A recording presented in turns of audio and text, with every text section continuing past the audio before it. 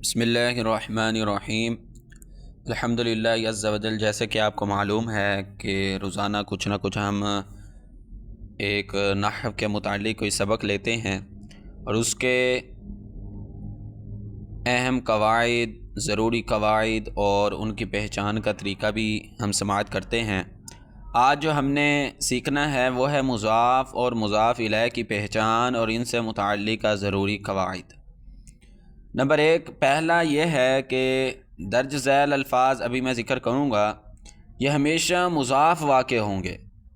یہ عام ہے کہ ان کا مضاف الیہ عبارت میں مذکور ہو یا نہ ہو، محذوف ہو، عبارت میں مذکور ہو یا محذوف ہو، بہر صورت یہ ہمیشہ مضاف ہی استعمال ہوں گے۔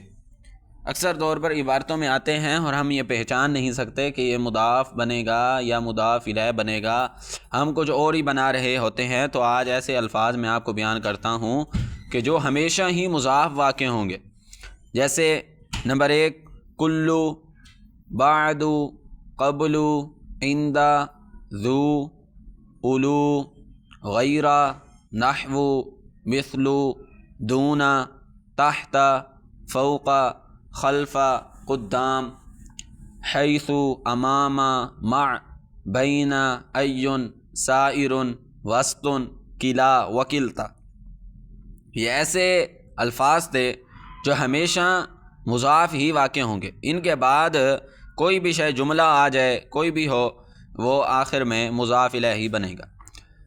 قاعدہ نمبر 2، لفظ نحو ہمیشہ مفرد کی طرف مضاف ہوتا ہے۔ یہ یاد رکھیں، نحو جو ہوتے ہیں نا، نحو اکثر مثالوں کے شروع میں آیا ہوتا ہے، تو یہ نحو ہمیشہ مفرد کی طرف مضاف ہوتا ہے۔ چنانچہ اگر اس کے بعد جملہ آ جائے، جیسے مثال کے طور پر نحو زید قائم، نحو زید قائم، تو اس جملے کو ہم پتہ کیا کہیں گے؟ مراد اللفظ کہہ کر مضاف الیہ ہی بنائیں گے، یعنی نحو مضاف زید قائم، یہ مبتدا خبر مل کر جملہ اسمیہ ہو کر اس جملے کو ہم مراد اللفظ کہہ کر نحو کا کیا بنا دیں گے؟ مضاف الیہ۔ قاعدہ نمبر 3، نحو، مثل اور غیر، یہ معرفہ کی طرف مضاف ہونے کے باوجود بھی نکرہ ہی رہتے ہیں۔ پہلے بھی نکرہ ہوتے ہیں، اب کچھ ہے نا بھئی ہم اضافت کر دیں معرف باللام کی طرف، یعنی معرفہ کی طرف۔ معرف بالاضافت ایک معرفہ کی قسم ہے کہ معرفہ کی طرف جب اضافت ہو جائے جو نکرہ بھی معرفہ ہو جاتا ہے، ٹھیک ہے۔ لیکن یہ ایک ایسے الفاظ ہیں جو ہمیشہ نکرہ ہی ہوتے ہیں، اگرچہ آپ معرفہ کی طرف اس کی اضافت بھی کر دیں، نحو ہو گیا، مثل ہو گیا اور غیر ہو گیا، یہ معرفہ کی طرف مضاف ہونے کے باوجود بھی نکرہ ہی رہتے ہیں۔ قاعدہ نمبر 4، اذ، اذا، حیث، مذ اور منذ ہمیشہ جملے کی جانب مضاف ہوتے ہیں۔ یہ یاد رکھیں، اکثر ہم دیکھتے ہیں اذا آیا ہوتا ہے، اذا رکبا وغیرہ، یا کافی ہم آگے بھی شاید مثالیں پڑھیں گے، آپ کو میں بتاؤں گا کہ اذا، اذ، حیث، مذ اور منذ یہ ہمیشہ جملے کی جانب ہی مضاف ہوتے ہیں، یعنی ان کے بعد جملہ ہی ہوتا ہے، یہ مضاف بنتا ہے اور وہ جملہ جو ہے وہ کیا بنتا ہے؟ مضاف الیہ۔ اب مثال کے طور پر اذ اور حیث جو ہے نا، اذ اور حیث یہ جملہ فعلیہ اور اسمیہ دونوں کی جانب مضاف ہوتے ہیں۔ نیز ان جملوں کو مصدر کی تعویل میں کر کے مضاف الیہ بنایا جائے گا، یعنی جملہ فعلیہ اس کے بعد آ جاتا ہے یا جملہ اسمیہ آ جاتا ہے تو یہ تو بن جائیں گے نا مضاف، تو جملہ جو ہوگا اس کو مصدر کی تعویل میں کر کے ہم جملہ اس کا مضاف الیہ بنا دیں گے، اس جملے کو مصدر کی تعویل میں کر کے۔ مثال کے طور پر جیسے یہ وَاذْكُرُوا إِذْ كُنْتُمْ قَلِيلًا اور وَاذْكُرُوا إِذْ أَنْتُمْ قَلِيلٌ، ٹھیک ہے۔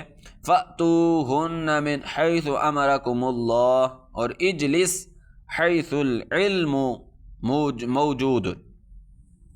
تب اذ یا حیث ہو، اس کے بعد جو بھی جملہ آئے گا، جملہ فعلیہ ہو یا جملہ اسمیہ ہو، ہم اس کو مصدر کی تعویل میں کر کے اس کا مضاف الیہ بنا دیں گے۔ اذا یہ خاص طور پر جملہ فعلیہ کی جانب مضاف ہوتا ہے، ٹھیک ہے۔ اذ اور حیث جو ہے یہ تو دونوں، یعنی جملہ اسمیہ فعلیہ دونوں کی طرف ہی مضاف ہوتا ہے، لیکن اذا جو ہوتا ہے یہ خاص طور پر جملہ فعلیہ کی جانب مضاف ہوتا ہے۔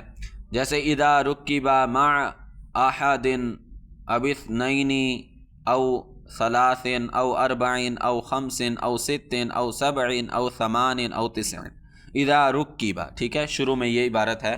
तो रुक्किबा जो है, इज़ा जो है, ये जुमला फ़ेलिया की तरह अब मुज़ाफ़ हो रहा है।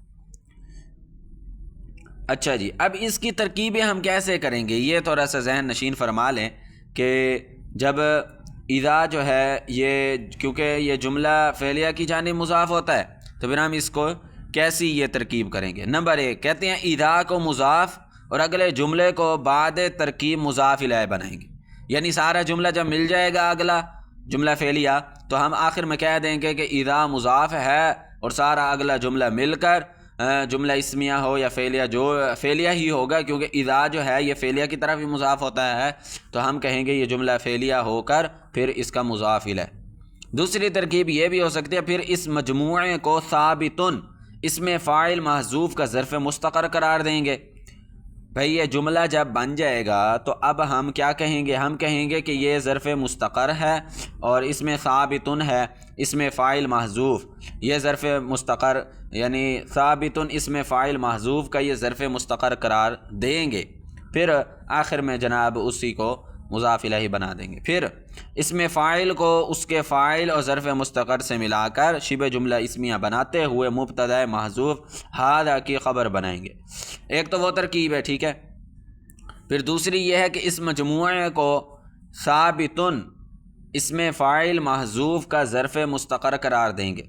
साबितुन इसमें फ़ाइल, क्योंकि इज़ा मुंज़ु ये क्या हैं, ये ज़र्फ़ हैं, तो हम इनको क्या कहेंगे भाई, ये मजमुआ जब मिल जाएगा तो हम कहेंगे कि ये यानी मुदाफ़ मुदाफ़ इलैह मिलकर फिर हम कहेंगे कि ये ज़र्फ़ मुस्तक़र है। ज़र्फ़ मुस्तक़र साबितुन के है, यानी इसमें फ़ाइल महज़ूफ़ का ये ज़र्फ़ मुस्तक़र है। तो फिर हम क्या कहेंगे, इसमें फ़ाइल को उसके फ़ाइल और ज़र्फ़ मुस्तक़र से मिलाकर शिबे जुमला इस्मिया बनाते हुए मुब्तदा महज़ूफ़ हादा की ख़बर बनाएंगे। ठीक है।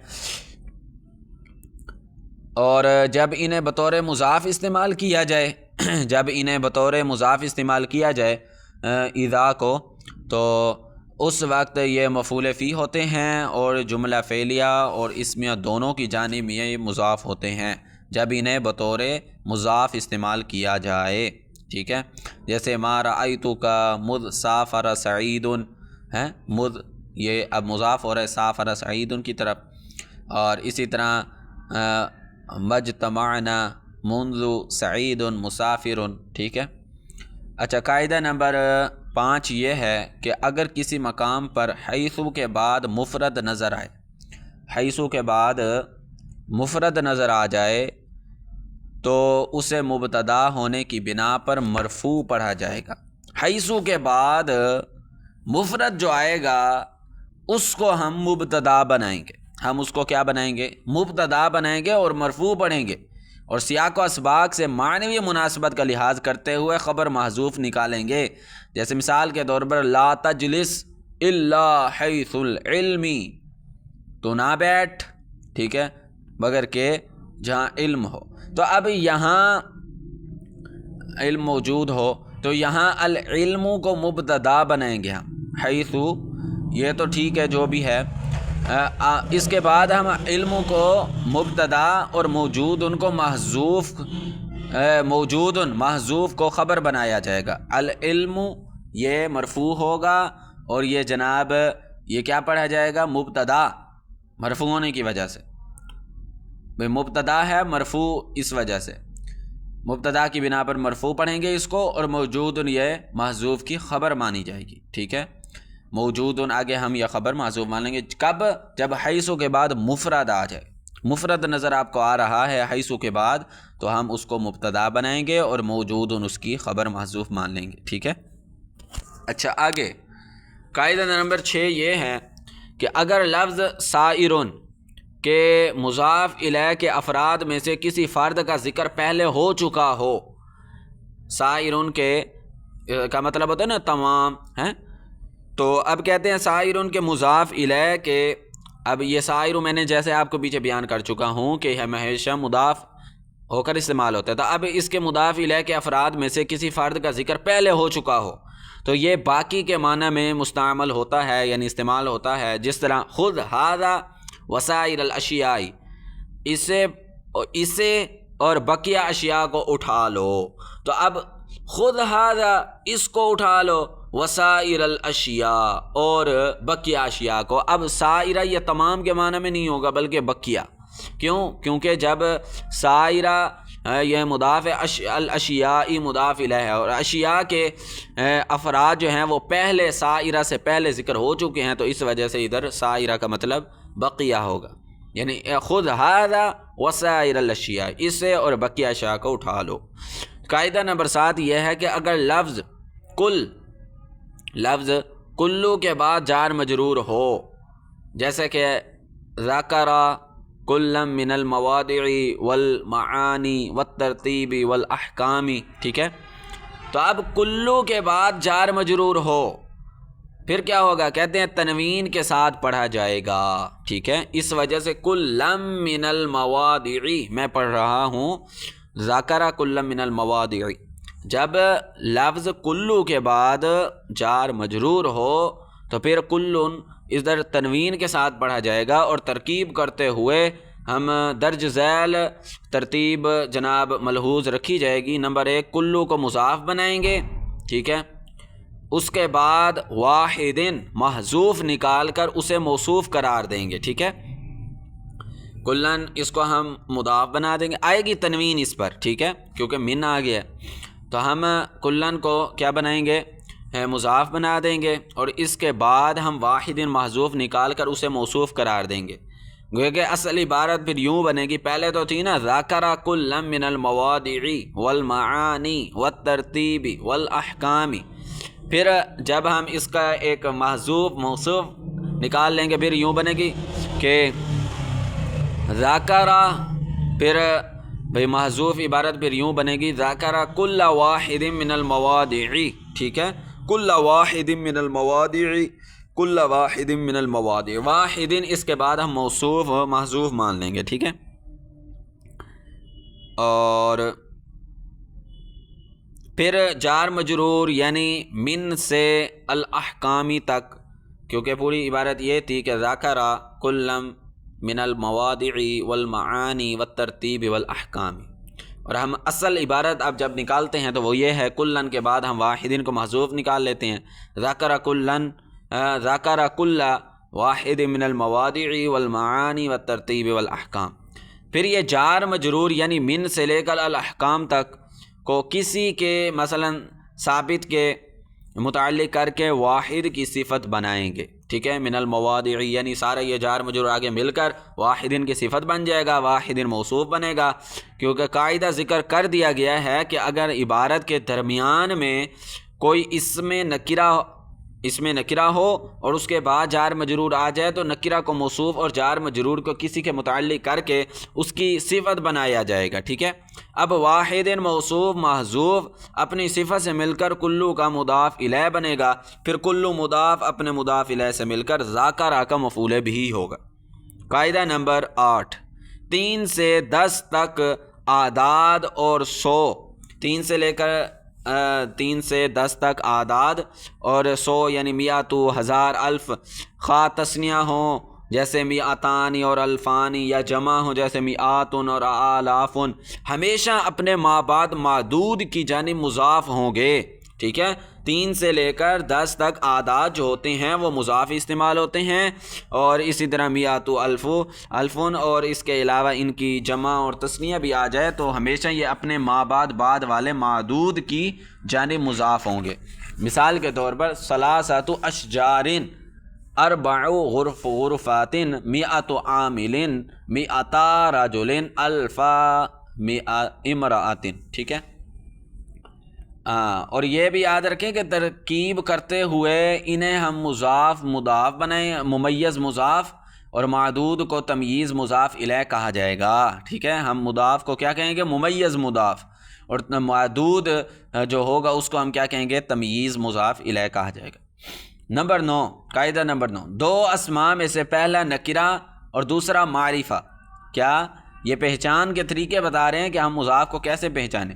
دو اسماء میں سے پہلا نکرہ اور دوسرا معرفہ، مثلا معرف باللام ہو، دوسرا علم ہو، اس میں اشارہ ہو، اس میں موصول ہو، یا لفظ کلو ہو، تو عموماً پہلا مضاف اور دوسرا مضاف الیہ ہوگا. ٹھیک ہے بھئی، پہلے نکرہ آ جائے پھر معرفہ آ جائے تو ہم نکرہ کو کیا بنائیں گے؟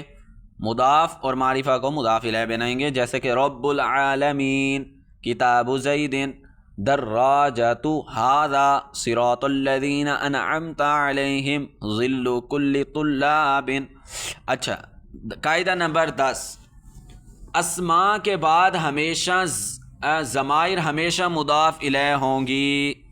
اسماء کے بعد کوئی بھی ضمیر آ گئی ہے تو وہ مجرور متصل ہی کی بولی جاتی ہے، یعنی کہ وہ مضاف الیہ ہی بنے گی. اسم جو ہے وہ مضاف بنے گا. کوئی بھی اسم کے ساتھ اب ضمیر آ گئی ہے تو وہ مضاف الیہ بنے گی. جیسے ربہ، استاذہما، ابوکا، دراجتہن، بیتکم غلامی. قاعدہ نمبر 11، اگر ابن یا ابنتن یا بنتن دو اعلام، دو ناموں کے درمیان آ جائیں، ابن یا ابنتن یا بنتن دو اعلام کے درمیان آ جائیں تو ما قبل کے لیے صفت اور ما بعد کے لیے مضاف ہوں گے. جیسے محمد بن عبد اللہ، اب محمد صلی اللہ علیہ وسلم اس میں گرامی میرے آقا و مولا صلی اللہ علیہ وسلم کا، محمد صلی اللہ علیہ وسلم یہ بھی ایک علم ہے اور عبداللہ یہ بھی ایک علم ہے، تو اب ان کے درمیان ابنو آ گیا ہے، محمد ابن عبد اللہ. تو اب ہم کیا کہیں گے؟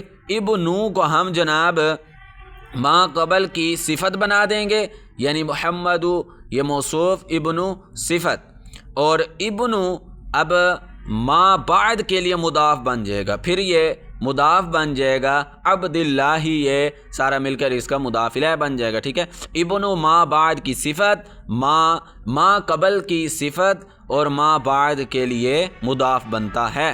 ٹھیک ہے، ما قبل کے لیے صفت اور ما بعد کے لیے مضاف بنتا ہے. اچھا، پہلی مثال میں ابن مضاف اپنے مضاف الیہ سے مل کر لفظ محمد کی، اور دوسری مثال ٹھیک ہے یہ صفت واقع ہوگا.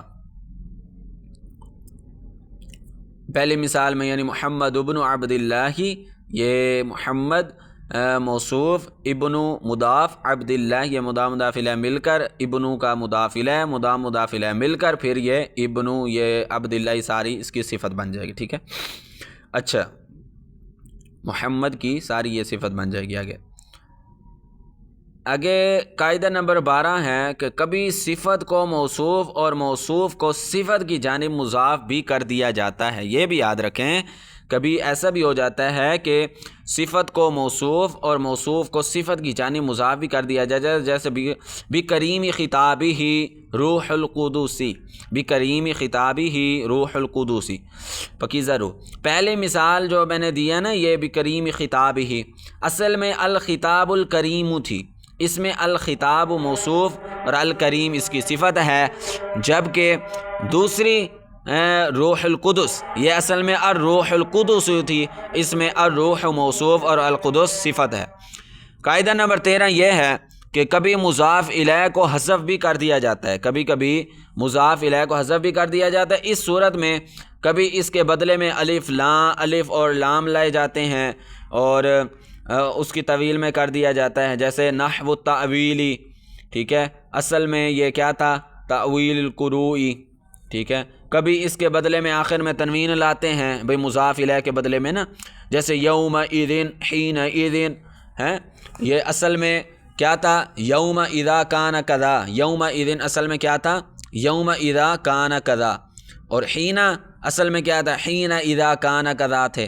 یہاں اذ مضاف اور جملہ کان کذا مضاف الیہ ہے. ٹھیک ہے، کان کذا کو حذف کر کے اس کے عوض اذ کے آخر میں تنوین لائے تو اس کو یوم اذن کر دیا اور حین اذن ہو گیا. ٹھیک ہے، تو کبھی اس کے عوض میں کچھ لائے بغیر مضاف کو مبنی بر دمہ بھی کر دیا جاتا ہے، یعنی کبھی کبھی مضاف الیہ کو حذف کر کے اس کی جگہ الف لام لے آتے ہیں، یا جناب اس کی جگہ آخر میں تنوین لے کر آ جاتے ہیں. جیسے یوم اذن میں، حین اذن میں، یہ اصل میں یوما اذا کان کذا تھا، اسی طرح حین اذا کان کذا تھا، ٹھیک ہے.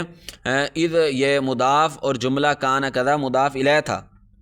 کان کذا کو حذف کر کے از کے آخر میں اس کے عوض جناب تنوین لے کر آگے تو یوم اذن بنا دیا. اور اسی طرح کبھی اس کے عوض کچھ بھی نہیں لاتے بلکہ مضاف کو مبنی بر ضمہ کر دیا جاتا ہے. جیسے ہم پڑھتے ہیں نا اما بعد لکھا ہوتا ہے، بعد یہ مبنی بر ضمہ ہے. وجہ کیا ہے کہ جناب مضاف الیہ کو حذف کر دیا اور جناب اس کے عوض کچھ بھی نہیں لائے، بس مضاف کو مبنی بر ضمہ کر دیا. ٹھیک ہے. اور اصل میں یہ عبارت یوں ہوتی ہے کہ اما بعد، بعد سے مراد یعنی بعد الحمد والصلاۃ، اس کا مطلب یہ ہوتا ہے. اس کا مضاف الیہ جو حذف نہیں ہے، محذوف ہے، حذف ہے. اچھا کہ قاعدہ نمبر 15 بھی سماعت کر لیں. کہتے ہیں اس کے بعد ان ناصبہ فعل کے ساتھ مل کر بطویل مصدر مضاف الیہ بنتا ہے.